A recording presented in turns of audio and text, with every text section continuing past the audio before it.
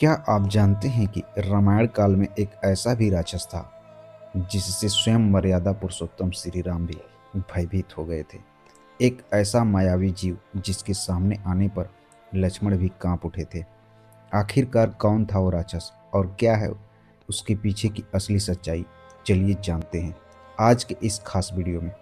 बात तब की है जब प्रभु श्री राम माता सीता की खोज में दंडकारण्य वन के घने जंगलों में भटक रहे थे। तभी उनका सामना एक ऐसे भयानक राक्षस से हुआ जिसका धड़ तो विशाल था, लेकिन उसका सिर ही गायब था। उसकी केवल एक ही आंख थी जो उसके सीने के बीचों बीच थी और उसका मुंह उसके पेट पर बना हुआ था। उस राक्षस का नाम कबंध था। कबंध के हाथ कई किलोमीटर लंबे थे, जिनसे वे दूर बैठे शिकारी को भी जकड़ लेता था। वाल्मीकि रामायण के अनुसार जब कबंध ने राम और लक्ष्मण को अपनी विशाल भुजाओं से जकड़ लिया तो एक पल के लिए लक्ष्मण जी विचलित हो गए और उन्होंने राम जी से कहा कि अब हमारा अंत निकट है।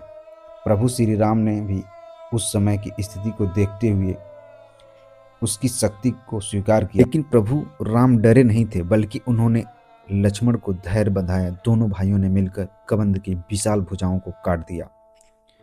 अब जानिए सबसे बड़ी सच्चाई। कबंध असल में कोई राक्षस नहीं था, वह विश्ववसु नाम का एक अत्यंत सुंदर गंधर्व था, जिसे एक ऋषि के श्राप और इंद्रदेव के वज्र प्रहार से इस विभत्स रूप में बदल दिया था।